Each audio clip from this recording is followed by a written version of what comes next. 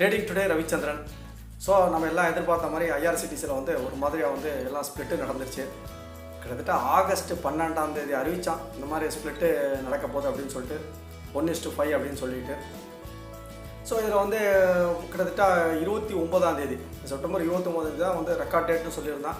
அதனால் அதுக்கு முன்னாடி 2 நாள் முன்னாடி புதன்கிழமை அன்றைக்கி மத்தியானம் வந்து 3:30 மணிக்கு யாரெல்லாம் பை பண்ணியிருந்தாங்களோ அவங்களுக்கு எல்லாமே அந்த ஸ்ப்ளிட்டு கிடைக்கும். ஸோ இன்றைக்கி வந்து யாருமே வந்து பழசு வச்சுருந்தவங்க ஸ்டாக் கையில் இருந்தாலும் இன்றைக்கி வந்து செல் பண்ண முடியாத ஒரு சூழ்நிலை பாருங்கள். ஸ்டாக் விலை ஏறிக்கிட்டே இருந்தாலும் உங்களால் செல் பண்ண முடியாது. ஏன்னா அதெல்லாம் இன்னும் ஒரு 4 நாளாகி தான் நம்ம கைக்கு வந்து அந்த 5 மடங்கு ஷேர்ஸ் வரும். பொதுவாக இன்றைக்கி இதனால் வந்து யாருக்கு நல்லது அப்படின்னு சொல்லிட்டு ஃப்ரெண்டு கேட்டார். 2 பேருக்குமே நல்லது தான். ஏற்கனவே வச்சுருந்தவங்களுக்கு வந்து இன்றைக்கி மட்டும் கிட்டத்தட்ட 16% வந்து ஸ்டாக் ஏறிட்டான்.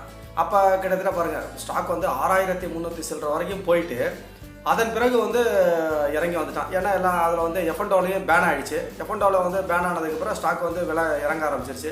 கரெக்டாக அது வந்து ஒரு 4000 ரூபா வரைக்கும் சப்போர்ட் வரும் அப்படிங்கிறத எல்லாருமே எதிர்பார்த்தது. கரெக்டாக அந்த 4020 4030 அதிலே தான் ஊசலாடிக்கிட்டே இருந்தான். அதுக்கு மேலே கீழே இறங்கவும் இல்லை, அதுக்கு மேலே பெருசாகவும் ஏறவே இல்லை. இன்றைக்கி காலையில் வந்து ஸ்ப்ளிட்டு நடந்த உடனே சரியான ஒரு அப் மூமெண்ட் தான். ஏன் அப்படின்னு வச்சுக்கோங்களேன், வச்சுருந்தாலும் வந்து அவங்க விற்க முடியாது. ஸோ இன்றைக்கி வந்து இன்ட்ராடே தான் பண்ண முடியும். இன்னும் இவங்க வந்து ஒரு 4 நாள் வெயிட் பண்ணி ஆகணும். அதனால் 2 பேருக்குமே நல்லது தான். என்ன 2 பேருக்கு எப்படி அப்படின்னா, ஏற்கனவே வச்சுருக்கவங்களுக்கு கிட்டத்தட்ட 10 ஷேர் வச்சுருந்தாங்கன்னா இனிமேல் அவங்களோட அக்கௌண்ட்டில் 50 ஷேர் அப்படின்னு சொல்லிட்டு வரப்போகுது. அதே மாதிரி இப்போ எதுக்காக வந்து கம்பெனி இந்த மாதிரி ஸ்ப்ளிட் அறிவிக்கிறது காரணமே வந்துட்டு லிக்விடிட்டி நிறையா இருக்கணும், நிறைய பேர் வந்து ட்ரேடிங் பண்ணணும் அப்படின்னு சொல்லிட்டு தான். இப்போ ஒரு ஸ்டாக்கோட விலை வந்து இப்போ எம்ஆர்எஃப் வந்து ஒரு ஸ்டாக்கோட விலை வந்து 86,000 88,000 யாராவது வாங்கணும்னு நினச்சா கூட அந்த ஸ்டாக் பக்கத்தில் போக முடியுமா? அதே மாதிரி தான் இப்போ 4500 6000 பிரச்சனை யாரும் வாங்க முடியாது. இப்போ பாருங்கள் ஒரு 900 1000 வந்துச்சுன்னா நிறைய பேர் வந்து இண்டல்ஜ் ஆவாங்க அப்படிங்கிறதுக்கு அந்த ஸ்டாக் ஸ்ப்ளிட் கொடுக்குறது. அதனால் ஏற்கனவே வச்சுருந்தவங்களுக்கும் நல்லது, புதுசாக நிறைய பேர் வந்து ட்ரேட் பண்ணுறவங்களுக்கும் நல்லது. அதனால் இரு சாராருக்குமே நல்லது.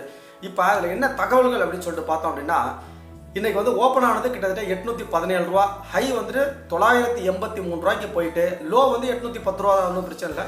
க்ளோஸ் வந்து 913 ரூபா 50 காசுக்கு வந்து க்ளோஸ் ஆகிருக்கான். இதில் முக்கியமாக நம்ம பார்க்க வேண்டியது என்ன அப்படின்னு பார்த்தீங்கன்னு வச்சுக்கலாம், வால்யூம் வந்து இன்றைக்கி 5,92,98,778 ஷேருங்க. இவ்வளவு வந்து வால்யூம் இன்றைக்கி நடந்திருக்கு. இதில் என்ன பெரிய ஜோக் அப்படின்னா, இதில் வந்து டெலிவரபிள் குவான்டிட்டி வந்து வெறும் வந்து 18.19% தான். ஒரு 20% கூட டெலிவரி ஆகலை. அப்போ மீது எல்லாமே வந்து ட்ரேடிங் தான். எவ்வளோ ஒரு அற்புதம் பாருங்கள். ஐஆர்சிடிசி இன்றைக்கி வந்து ஒரு அற்புதமான ஒரு நிகழ்வை பண்ணியிருக்கான். ஸோ இன்னும் 4 நாள் கழித்து என்னைக்கு வந்துட்டு பழைய இவங்களுக்கு வந்து வருதோ, இப்போ பாருங்கள் அன்றைக்கி வந்து முக்கால்வாசி நிறைய பேர் செல் பண்ணுவாங்க, ஸ்டாக்கோட விலை வந்து இன்னும் குறையும். அப்போ இந்த மாதிரி ஸ்ப்ளிட்டு நடக்கிறப்ப நம்ம தெரிஞ்சிக்க வேண்டிய ஒரு முக்கியமான ஒரு நிகழ்வு என்னென்னா, ஸ்ப்ளிட்டு நடக்கிற அன்னைக்கு பழைய ஷேர் ஹோல்டர்ஸ் வந்து அவங்க வந்து விற்க முடியாது. அப்போ புதுசாக வந்துட்டு மேக்ஸிமம் வந்து ஸ்டாக் வந்து அன்றைக்கி அந்த நிகழ்வை பார்த்து நிச்சயமாக வந்து ஏறலாம் அப்படின்னு சொல்லிட்டு கணித்து வந்து அன்றைக்கி வந்து ஒரு நல்ல இன்ட்ராடே பண்ணலாம். நான் சொல்கிறது வந்து ஒரு ரொம்ப கேர்ஃபுல்லாக செஞ்சால் அது மாதிரி செய்யலாம். அதை இன்றைக்கி ரொம்ப பேர் நிகழ்த்தி காட்டியிருக்காங்க. அற்புதமாக ஸ்ப்ளிட் ஆகிடுச்சு. இன்னும் நிறைய கம்பெனிகள் வந்து ஸ்ப்ளிட்டுக்கு ரெடியாக இருக்கான்.